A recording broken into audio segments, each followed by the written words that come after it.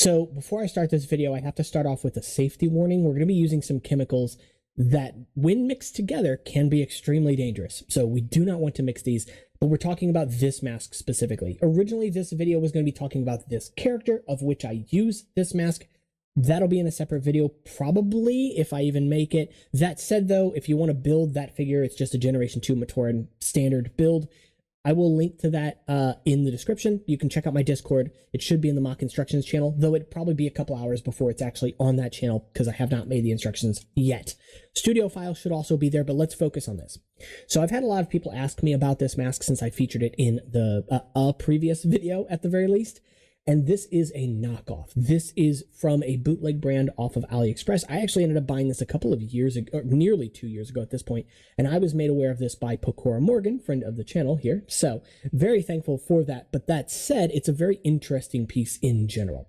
This was originally from a store on AliExpress called Love Block, though I believe they're out of stock on it. I have occasionally seen it in stock on other stores, and I've bought several different versions of the characters that they have. They're basically like mini Toa, sort of protector sized Toa sets with these masks. However, this is the only one that I've seen with a painted mask, the Protector of Stone or Toa of Stone, whatever you want to call it. The brown character from that line specifically has a painted mask. All of the other colors, from what I have seen, are solid plastic, no paint, which I find weird, because this character specifically contains dark orange pieces that are not painted. And this mask is painted, but it's not painted dark orange.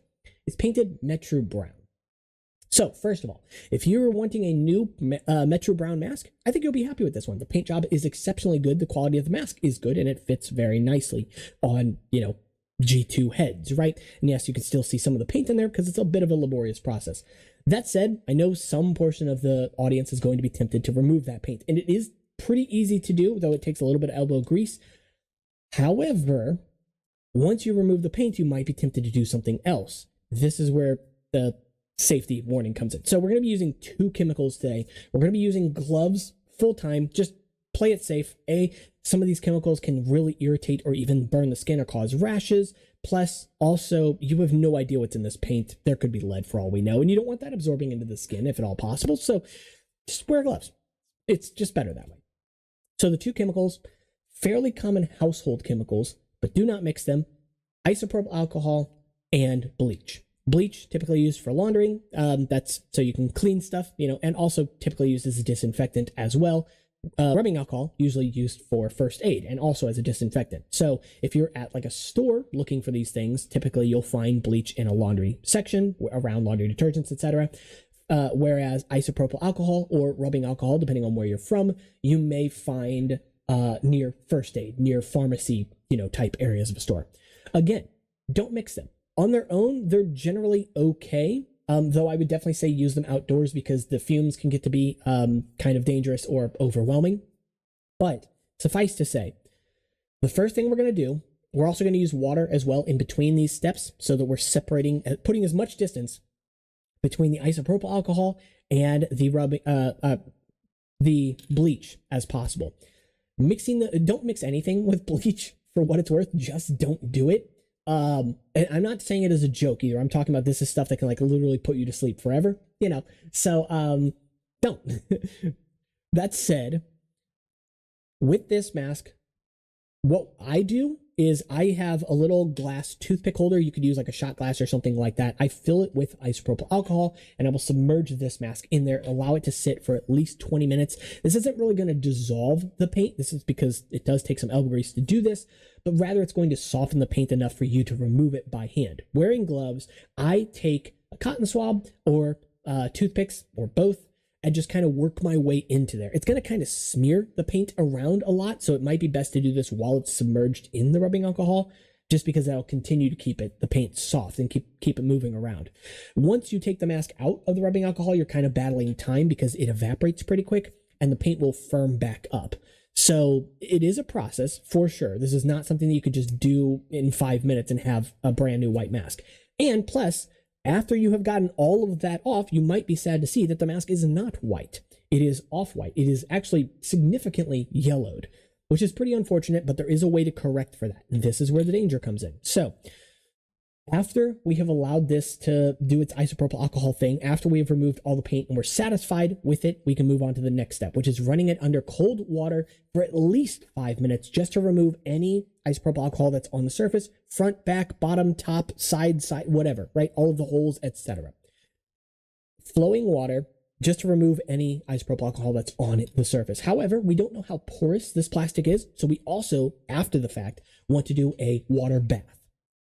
You can take a bowl, a plastic shoe container, or whatever the case, right? Just fill something with water, put the mask in there, allow it to sit at least an hour, dump that water, do it again. I would say do this several times. We just want to play it as safe as possible. One is probably enough, but why do we need to do it just once? We're not in any hurry to get this mask. So 2, 3, even 4 times if you want. You could leave it overnight in the water, whatever the case, right?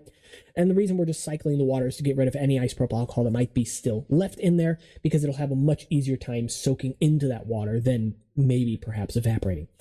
After we have done that, allow the mask to dry at least 1 day. Get rid of any leftover isopropyl alcohol that you've used. Toss it, get rid of it, and put away the isopropyl alcohol so you're not even tempted to open it up, because we don't want that anywhere near the bleach.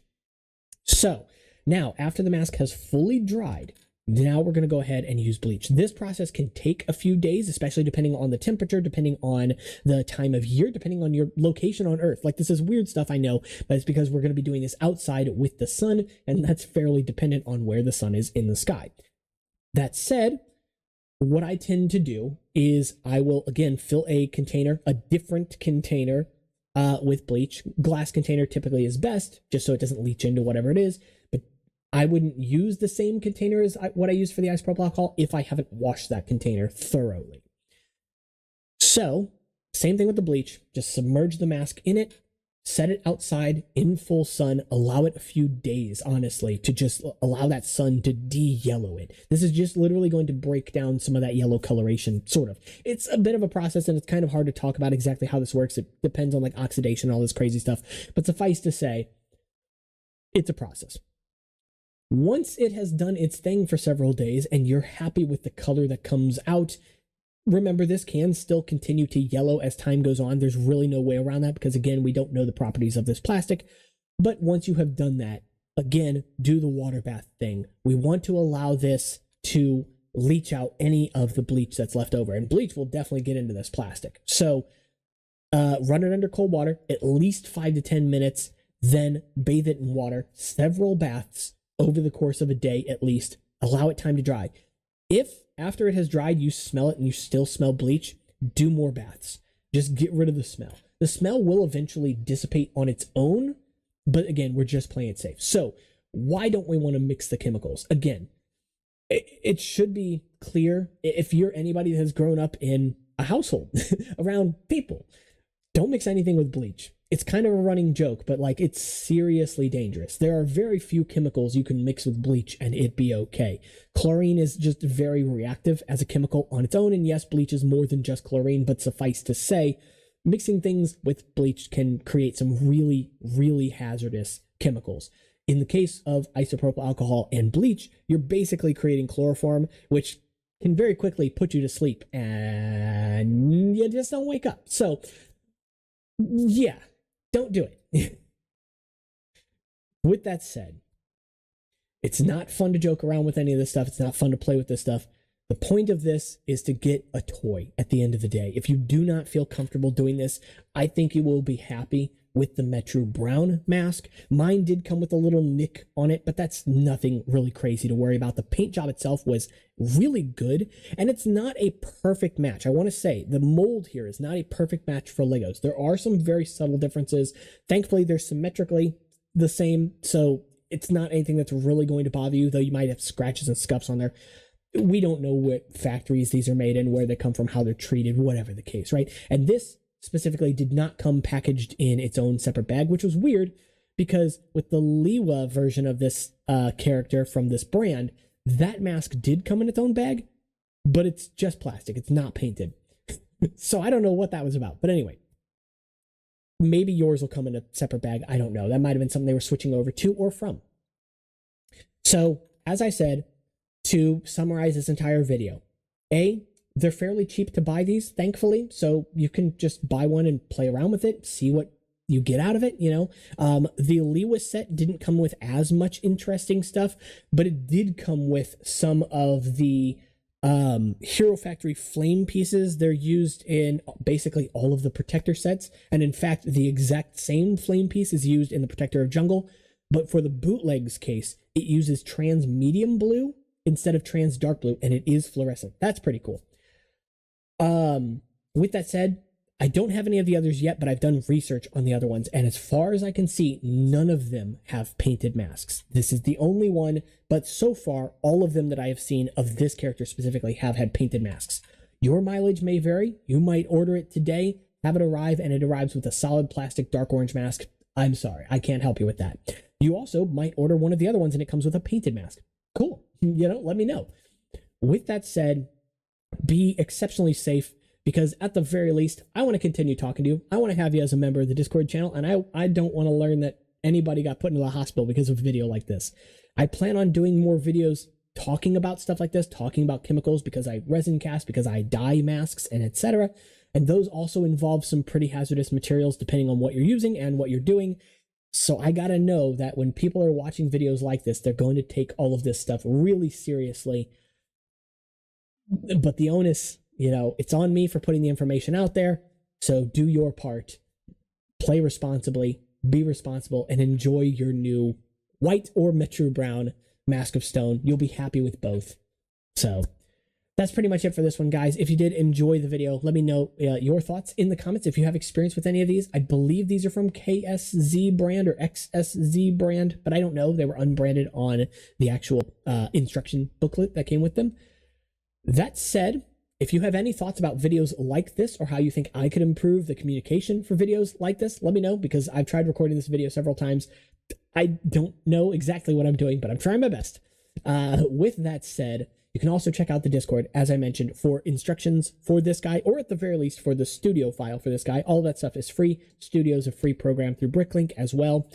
And you can also check out the Instagram there. And if you want to support what it is I do here on this channel, keep the lights on, I guess, you can check out the Patreon where you can get some perks and support the channel. I'll see you all in the next one. Take care.